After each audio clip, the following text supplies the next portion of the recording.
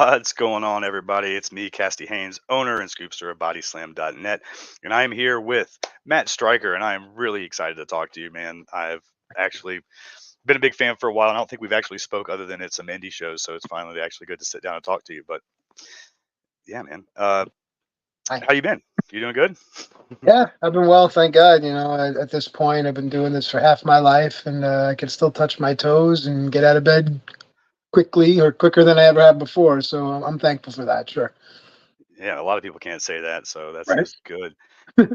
But yeah, we're here to talk about a big thing you guys got going on tomorrow night with MLW. You guys have One Shot. It's at the Melrose Ballroom Thursday night, December the 7th, and it's on Fite TV. And let's see, I got the card right here. It's looks Okay. good actually. A lot of these guys are friends of mine, so I look forward to watching this tomorrow night. So we got the MLW World Middleweight title and the historic welterweight title match with Rocky Romero with Selena De La Renta versus Mascara Dorada. Mhm. We have the MLW Women's Featherweight title match, Janai Kai with Selena De La Renta versus Maki Itoh. Is that Maki's debut? I think it is, isn't it, for you guys? No, I think we've had Maki before, and actually, I like that you're Yeah, running down Maki. the card because it allows us to give each match its just due. I mean, I almost want to jump in right away and start to talk about that Oh, Rocky we Romero can. match because, like, Let's do it. Let's talk about it. Then we'll do it that okay, way. Let's do it. cool. Let's Let's talk about let's the let Rocky that be the Romero match. format. Then you'll mention a All match. right, We'll spend a couple of minutes, and you'll mention next. So, with the sounds Rocky good. thing, I think what's great about it is everyone knows what Rocky represents behind the scenes, and I think Mhm. people forget what Rocky can do in between the ropes. I mean, I remember Havana Pitbull Rocky, and to me, he's one of the guys that could really go. I mean, you're down in Carolina. You understand. You've seen locker rooms turn over. You understand what it means to have the respect of the locker room to know, hey, that guy can go. Whether he's a jerk, whether he's a nice guy, in there, you're going to always have a good match. He's a good hand. The crowd will always be there. Your merch sales will always be up after him. Like, these are the things we all talk about, right? Mhm. So we've got Rocky out there, and then we have the fact that CMLL is coming like U.S. soil, really in a first time kind of way, I think. If people are familiar with the controversies that surrounded them throughout the decades with other promotions, here they are now. And there's a great wealth of talent down there that the world can be exposed to. And I think it Yeah. starts tomorrow night with Romero and Mascara Dorada, who's ridiculous. Sorry to ramble. No, no, that's great. I love it, and I love. I've been at many shows that Rocky's on, and I've seen him do seminars too, and he's just tremendous. You can't take in too. There's nothing you. I mean, he just is full of knowledge, and you just sit there and listen to him for hours. I drove all the way with some of my buddies from North Carolina to New York to watch him do a seminar at Catalyst, and I just sat there Really for 3.5 hours before the show. That was a 12-hour drive just so I could listen to the seminar from afar and just sit and hang out and watch and just watch everybody do his thing. admirable. And I Nice. love it. Yeah, I do that kind of stuff. Like I was telling you earlier before we got on, I ride around the weekends with some of my roommate that's an indie guy and my best friend's an indie guy. So I love opportunities to do that. And it gives me a little bit of a perspective I think that a lot of people don't have or get a chance to see, unless they're inside. So yeah, I love Rocky is like you said, just people don't realize that all the things he's can do and does for a company, even like little things like that when he comes in, just how he helps Yeah. promotions out and just yeah, it's amazing. He's great, and I'm looking forward to that match too. Like that's one of my favorites to look forward to tomorrow night. And then we were talking about the next with the MLW Women's World Featherweight Title match with Janai Kai versus Maki Itoh, and I'm a huge Maki Itoh fan and Janai Kai fan too. I've watched her for a long time and talked to her. We've actually interviewed her a few times too, so that's going to be good. What are your thoughts on that one? So I have fallen in love with what Janai Kai brings, and it's part and parcel to the fact that I've always wanted to call wrestling as a sport because, dare I say, it is. I understand there are the theatrics, the emotions, the psychology, the all those things. But at the end of the day, it's a sport with athletes, footwork, timing, positioning. If you like any other stuff, I'm a big football guy, baseball guy. You have to appreciate what the guys and gals are doing in there. Janai Kai has really impressed me in the time I've seen her here in MLW. Maki coming in, I think, does a great service for MLW because all of Maki's fans come with her. And that's a huge compliment. And now those fans are going to see what Janai Kai and MLW can do if they don't already know, which I'm pretty sure they do. Yeah, if you know Maki Ito, you probably know Janai Kai at this point, I would assume. But Right. yeah, that's going to be a banger tomorrow night. I'm looking forward to that one. And then up next we have Princess of Princess title match, we have Miyu Yamashita versus Delmi Exo. Mm-hmm. And that's another one that people like. That's going to expose a lot of people to some people that wrestlers. I'm sure they don't. The common wrestling fan probably doesn't know about. A And common wrestling fan. yeah, I mean, like I get it, but it's funny. yeah, you know what I mean. I do. But yeah, like tell us a little bit about that one because you have a little bit different perspective from Sure. to plug in your input on it. So tell me a little bit about that match. What you have to look forward to there?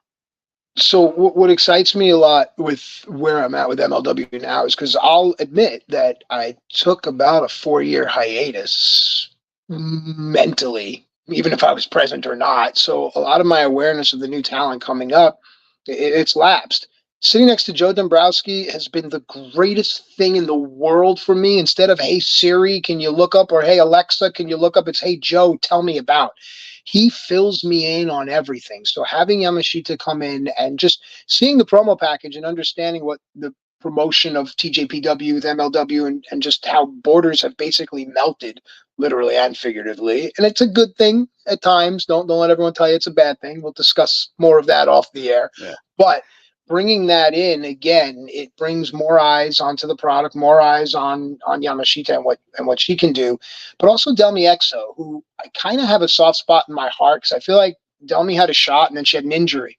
And anyone that's out there doing anything, a nagging injury is the worst thing in the world. Like even if it's a hangnail or a migraine headache or a bad knee, Delmi's been banged up, and I don't think it's allowed her to perform at her best. So I'm hopeful she'll be 100% tomorrow. Yeah, I forgot about her injury, honestly. But that's a very good point. And Miyu Yamashita, I love what she brings. I love that she's been doing a tour here lately with some of the American companies, and we actually just interviewed one of my guys did too. You can check that out. We got that on the website. She did an interview with us. It's a text interview, for the language barrier thing there. But yeah, Cool. I'm looking forward to that. I'm looking forward to that match myself. And right into it. Speaking of, you got to Kojima versus Tom Lawler on the card too, and I'm a huge Kojima fan. So, let's talk to me about that one. Back to it's a sport thing. If you want to show a friend, casual so-and-so coworker, hey, I'm really into wrestling, pro wrestling. I know you probably have heard of WWE, even in AEW. Just watch this match. Oh, well, that stuff's phony. And those guys, oh, like you mean like The Rock? Just watch this match. Kojima has such a air about him, and the fact that he's on U.S. soil, to me, that's never lost on me. The fact that he represents MLW in a very special, historic way, in a championship way from back in the day, that's not lost on me. He understands it. The league understands it. But Tom Lawler, to me, I love watching him. First of all, I always watch him from like 8 feet away. I'll never get too close because you don't know, dude. That guy pops off. What are you going to do? If he's in a bad mood or whatever, what you're going to defend? You'll defend yourself to the best of your ability, but it's Tom Lawler. Just but he's got fighter. What are you going to do, right? I love it. Yeah, but what makes it even more grating is he has like MSL and Matt Cardona and all these guys around him that you don't realize how big Matt Cardona is. He's actually a pretty big dude. MSL, you can joke around all you want.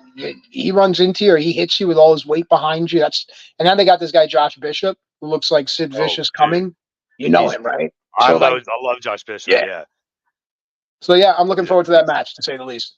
Yeah, that's going to be a good one, man. And I love him Kojima talking about bringing American bread because he couldn't bring any Japanese bread with him. So hopefully you guys have some good bread for him tomorrow night. I do believe there shall be some bread afloat. Good. Up next, we've got the MLW National Openweight title match, and I'm looking forward to this one because I love Jimmy Lloyd. So we got Ricky Shane Page, the champion, defending against Jimmy Lloyd. I'm a big Jimmy Lloyd guy. I know him personally. Same. We hang out. I love Jimmy Lloyd.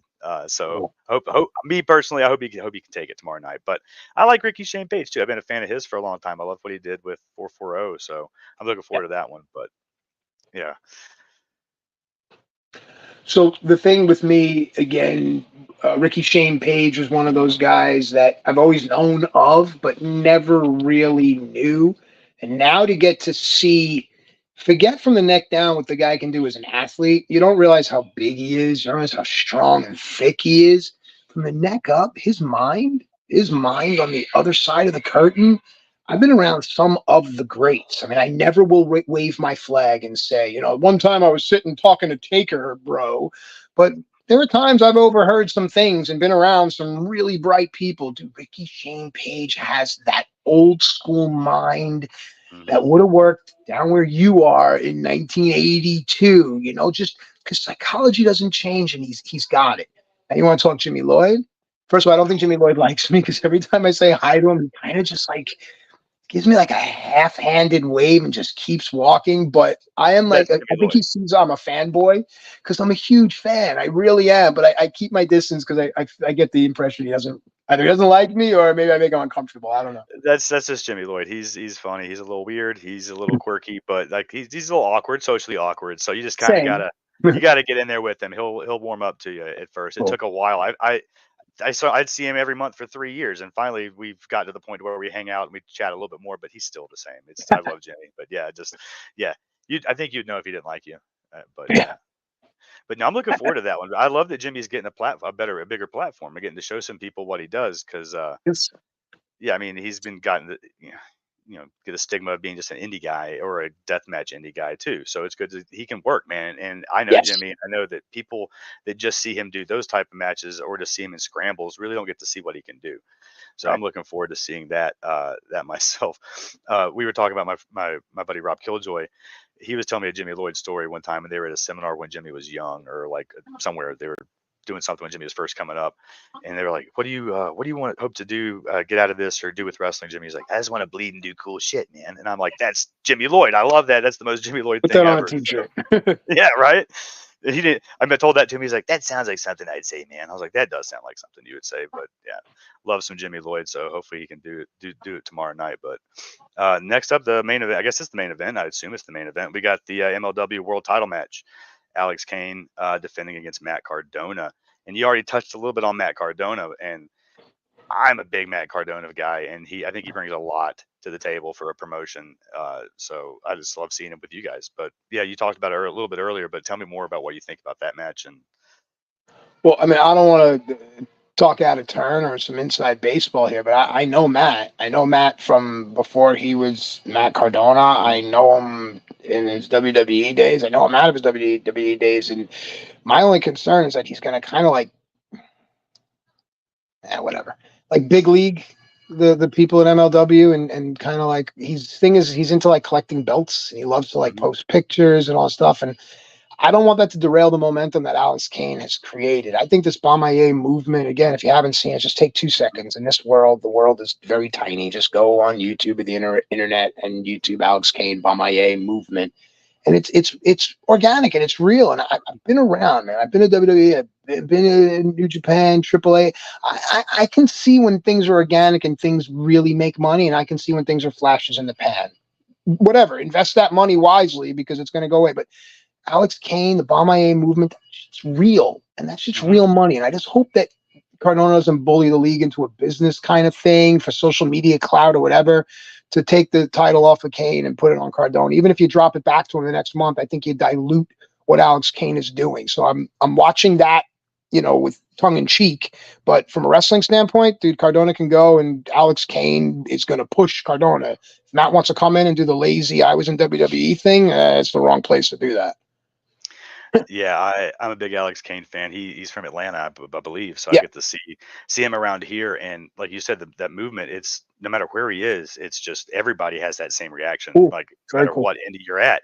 And it's just so cool to see, and it's so organic, like you were saying. And I think that you guys, the MLW, did great, like finding him and really featuring him the way you have. And Yes. that's just, I love it. I think it's fantastic, and I look forward to the show tomorrow night. Like from top to bottom, that Same. card's stacked. Yeah. And And that was a I fun. love That the was a fun Melrose way to do Ballroom. that.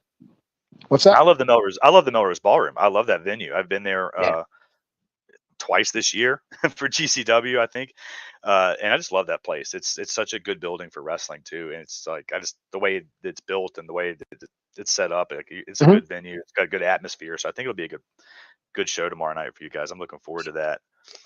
But that we'll kind of segue from that. Still talk about MLW, but I had some questions from some of the staff. We kind of asked around and got some people to if they had any questions. And some of the multiple people had the same questions, so I kind of formed them into one here. But they were just saying it's like, where do you we're talking about MLW? Is like, where do you see MLW going a year from now? Because like you talked about the working relationship with CML and how they've been doing that. And is there anything else you'd like to see them work with? Anybody else? And where, as this goes, where do you see them going from here?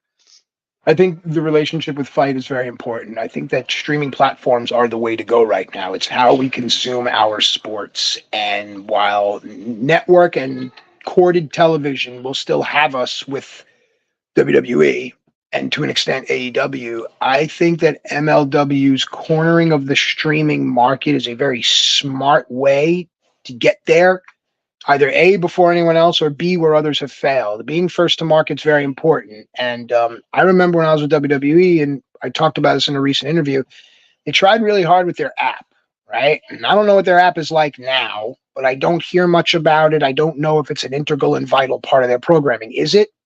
I haven't heard about it, and Okay, since you mentioned it today is the first time I've heard about it, and I couldn't tell you how long. So they missed the mark, and that's fine. But they tried to be first to market because Vince and the people there understood how important that is. MLW being first to market and spearheading what's going on with streaming platform services and offering that ease of content, I think that's very important for MLW, and I think that people will be noticing that a year from now. I agree. Fite TV is, I think, the best, like, for collect. I mean, there's a few right now. We got Fite TV, and then there's IWTV and some more. But Fite TV has been great, and I've been a fan of their work for a long time. So I'm happy to see you guys partner up with them. Is there any other than CMLL, and what other companies and promotions do you hope to see MLW working with in the future? Everybody. What I liked about MLW when I started there over 20 years ago, what I like about it now is they bring people that you're not going to see anywhere else. And I think that's a very vital element to independent wrestling. I get it. There are guys out there that are dominating the scene. You see them everywhere. And eventually you're going to see them in every match combination that you can. New wrestlers, young wrestlers, different wrestlers. Give them a chance to perform on a grand stage. Otherwise, how are they ever going to know how to perform on a grand stage? MLW is that. So when you ask, who do I want to see? Where do I want to see it come from? I just want to see that next person out there that's maybe watching this thinking, I'm too small, or I look like this guy. Dude, MJF was too small. I'm too small. CM Punk looked like Jeff Hardy. I heard them tell him that a million times. Don't listen. There'll always be a place like MLW out there where you can shine. That's true. And a lot of people forget that MLW has been around for over 20 years. Like you said, you worked at, I mean, that's a thing that I think people forget. And there's a lot of history there too. I mean, a lot of the greats have come through there in the days too. So you got to look at it that way. Is like the people you have now, like they're the platform to potentially be the next, like you said. So I agree. I think that's a good, that's one thing that I like about MLW too. Like, cause they give people that platform and that opportunity, the next guys up, to see what's up there.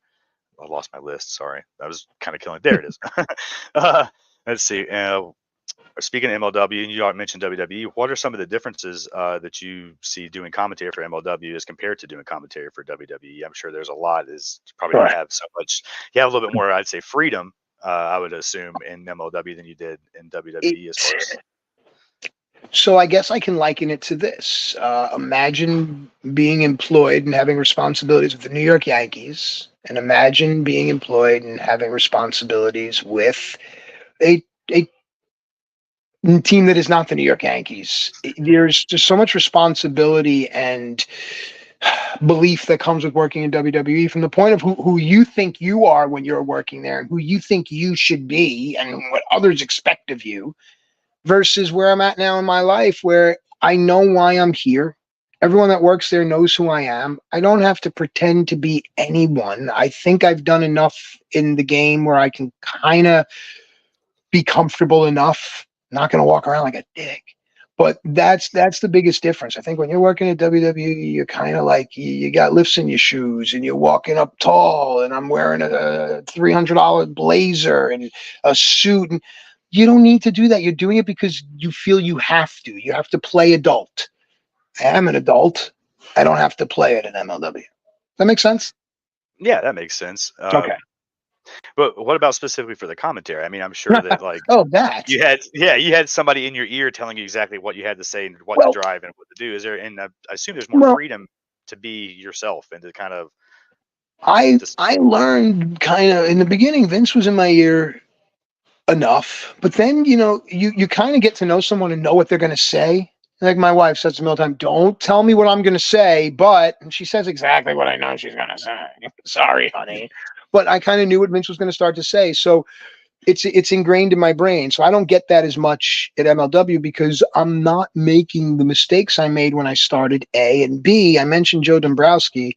Dude, Joe's really good, and Joe really keeps a story moving, and he tells the best parts of the wrestlers. So there isn't a lot that needs to be overproduced at MLW. At WWE, you had Vince McMahon that had millions and billions of dollars riding on it, so he had to micromanage. I don't think the people at the league feel they have to do that. makes sense. No, I like that. Um, let's see. And you've talked about like your commentary and you wrestle too. So what are like some of the what's your favorite match that you've the most proud moment you've had on commentary? Your favorite match that you commentated, and same with wrestling is where's that moment at on your wrestling career? What do you have Well, there?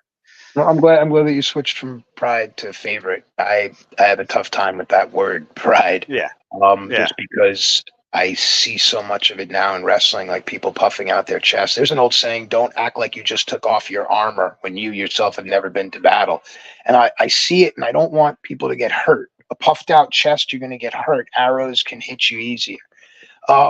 I like the things that honestly where I didn't say anything, the moments where I knew to lay out.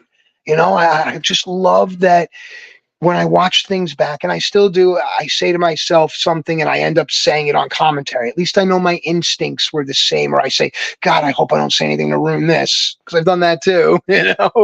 But as far as wrestling, it's the matches where the guy that I wrestled at the time that I wrestled him wasn't established, and now I've seen that guy, or oh, look, that guy's finally getting a shot. Those are the matches I like because I like to think that I kind of am part of. I'm a comic book guy. I'm kind of part of their growth. They defeated me, so some of my powers are within them as they go on. I like that.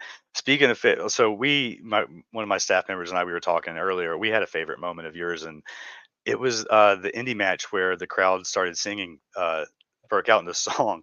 I'm trying to remember the song. Hold on, I got it wrote down here. It was what was it? Uh, it's Your So Last Summer. Do you remember that? I forget what company you were working for, but he wanted me to ask if you remember that moment. I've got the tweet. I can send it to you and show you. But I've seen some things where like fans have like disrespectfully like turned their chairs or like sang it. I've known, and people have made it known for whatever the reasons, the animosity or vitriol yeah, towards me, but I never understood it. And at times I can say now it did bother me. I kind of wished I could really? find each and every person Ah, that ever had a bad yeah, thing to say about me and spend 5 minutes with them, not beating the life out of them, but talking to them and be like, yo, what was it I did? Like, I don't know. I don't know what it was. But now I've learned you can't please everyone. I just got to go out and try to have the most pure intent that I can. And then I can sleep at night and know that my children know that their daddy did the right thing. But I don't recall that. But I'm sure if they were singing a song during my match, the match wasn't very good. So, hey, there you go. hey, but also to be able to get that type of reaction from everybody too is also something a lot of people can't We do. all I mean, hate you. Yeah, that's true. If yeah, I can yeah. make I mean, everyone hate me, I guess I'm doing something right. Thank you. right? You know what I mean? Like everybody was in on it. So I mean, you got the whole crowd going. But no, that I thought that was a fun moment. I didn't realize that it was so taken so negatively, honestly, because I thought it was kind I of a don't fun know. thing. I can The only crowd was having assume a good time. though, and I guess maybe I should probably do some introspection and not have to always feel that way. To me, though, it came off as more of like a fun, like the crowd kind of just playing like with you, and I didn't take it as that disrespectful. But I Okay, mean, then I'll it might take have it that been. way. That was great. Yeah, Yeah, I yeah. really have a way to connect with audiences, and over my time, I've really been able to find people that say, "Hey, you really mean a lot to me." There you go. All right, let's see. Next up, I had a couple other good ones. Let's see. All right, so let's talk about. I think it had some of the acting. You were an actor too, right? Still am Yeah. right now. So let's say I've got Yeah, yeah. I was just saying I've got some questions here. Is what was it like playing Danny DeVito's son in Wise Guys? good one. It was my third or fourth foray into the thing. As a kid, I got lucky a couple of times with some other things, a spaghetti sauce commercial, a toy commercial. But that was a big one because that was tied to wrestling. I got discovered at Madison Square Garden. Lou Albano was in the match, so there's the connection there.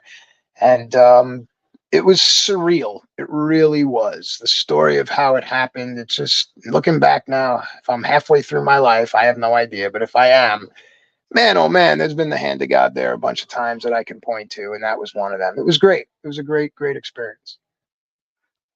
Nice. Another one I have here was says, does he keep in touch with anyone from Labor of Love? The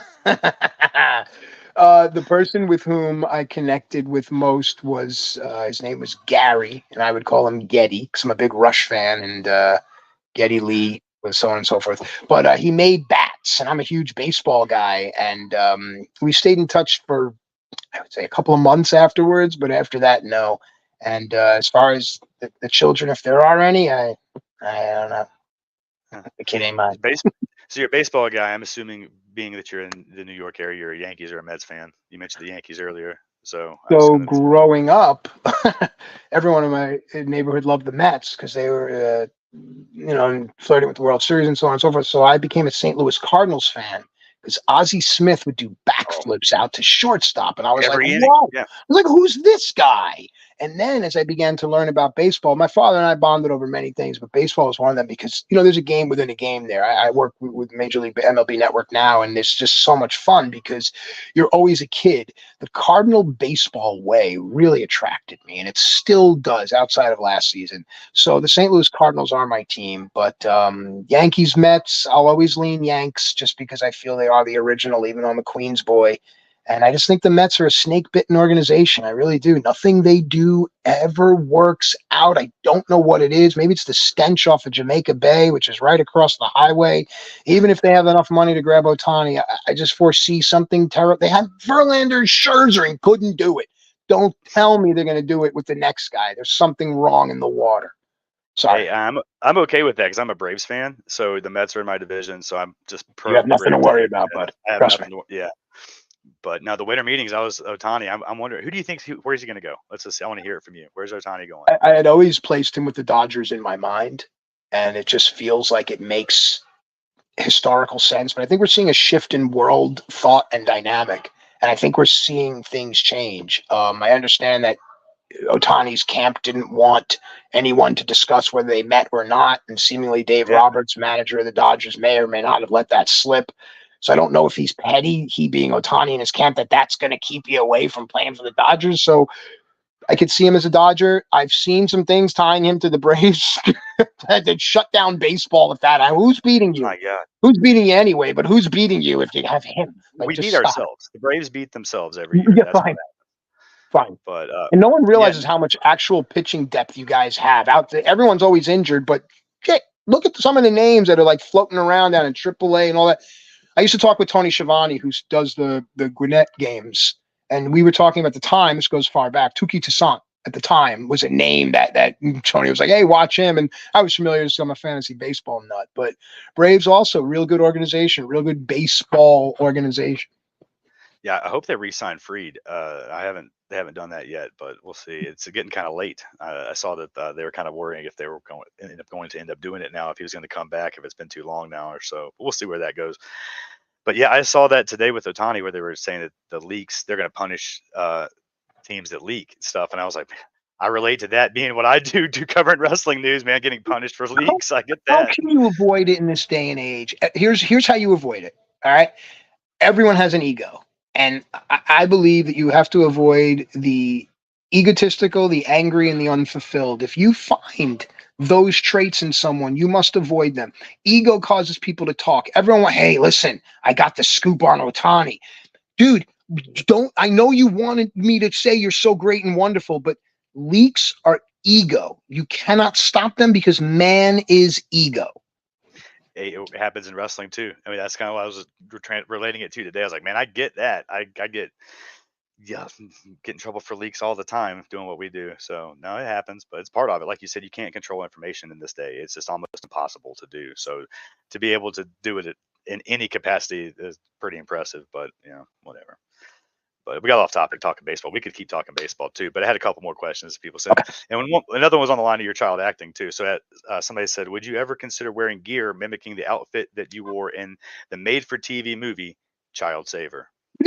Dude, who's sending you these questions? I really got to know, because that's going to be someone with such intimate knowledge of my life, because there's not ever anything that I have put out. I have a good staff. I have a good But research staff. even That like will send me questions. Wikipedia's, which aren't usually right, that doesn't even have that. So this has to be like someone. Outfits from the Child Saver, dude. Those outfits, I'm picturing it right. Sorry, I didn't mean to curse. No, Picturing it I right swear all now. the time. Don't fucking worry about Oh, it. okay, That's okay, great. okay. Yeah, I'm picturing it now. I would be the only one that would get it. It would be a very self-indulgent thing to do, but sure, I'm pretty sure those things are easy to find. No, I have a very good research team that is just. Evidently. I'll be honest. It's one of my buddies that works with me on the site. My buddy Jake that lives up in Minneapolis, and it's him What's up, and Jake? his little Jake Drury that lives in Minneapolis. He's up there with Eric Cannon's first wrestling group. They're the fans, and I will send You them said like, hey, Eric Cannon? yeah, and the first wrestling guys. So they're up there with first wrestling, and it's a bunch of those So fans that are that's with good him. sense. They'll send me questions and stuff. That's my team. That's my research team. So, So I but love yeah, when I hear names that I remember when I was coming up. I used to watch tapes. Tapes were big. Used to trade tapes. There were I guys traded tape too, man. I'm with you. There were guys like Vic Capri. And I remember seeing he had white boots and he threw drop kick. And then I remember seeing guys like Eric Cannon, Cole Cabana, Chris Hero, Claudio, CM Punk, all these guys on tape. And then you meet a lot of them, you become friendly with some, you work with some. But Eric Cannon was a guy I think I maybe only shook hands with once, if I'm lucky. And I always remember that name because he was on some of those first tapes that I had when I was trying to steal like Alex Shelley's moves and all these guys. I could never pull the moves off as smoothly as they did. And then you end up meeting them and you're like, you're in awe of them. I don't know. It's cool. I'm a big Eric Cannon fan. I like his promotion that they run up in Minneapolis, First Wrestling. I'm a big fan of his wrestling still. I saw him last month at Fest Wrestling down in Gainesville. The Punk Festival that they have in Gainesville every year. They have a wrestling company that was with it, and he was down there and we chatted. But big Eric Cannon fan. So I think that's it for the acting questions, I believe. Let me look and double make sure. Yeah, that's it for the acting ones. But so I had a couple more MLW ones, and then we'll pretty much wrap this up because it's getting late. But let's see. We have for someone in who is someone in MLW that fans who may be tuning in for the first time should watch out for on tomorrow's show. That's everyone. Other than everyone, like we kind of talked about. Janai Kai, Alex Kane, love Doug. Hate to say it because he annoys me. But those are the three that I think best represent the many styles of the league. I like that. That's a good answer. Now that was the main thing, is just put over people again for tomorrow night, because I'm looking forward to the show honestly tomorrow night, and I think Thursday night's a good night for it. You really don't have Impact and not much competition, so it's a good night I think for the show, and I hope you guys have a lot of good have a good turnout and a good buy rate on that. So. But man, I really appreciated talking to you. Is there anything else you'd like to promote, push, tell everybody, get out there before we wrap this up for the night?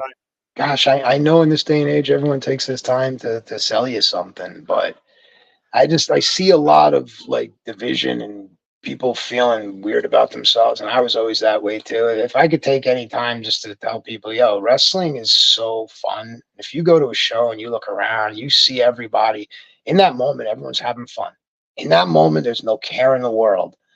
I'd like to keep that feeling away from that moment. I like to try to spread that feeling. So maybe we try to do that more for one another. Just remember, when there's no care in the world, dude, wrestling's awesome. So thank you. Love it. I love it, man. Thanks again for doing this for us. And thank you. Everybody tune in tomorrow night, MLW One Shot on Fite TV from the Melrose Ballroom, December 7th. And I think it's at 8 p.m., I believe. Is that right? Do you know? Let's just say 7 and you're there early. 7, 8, something like that. But Matt, thank you again for doing this for us. Thank you, man.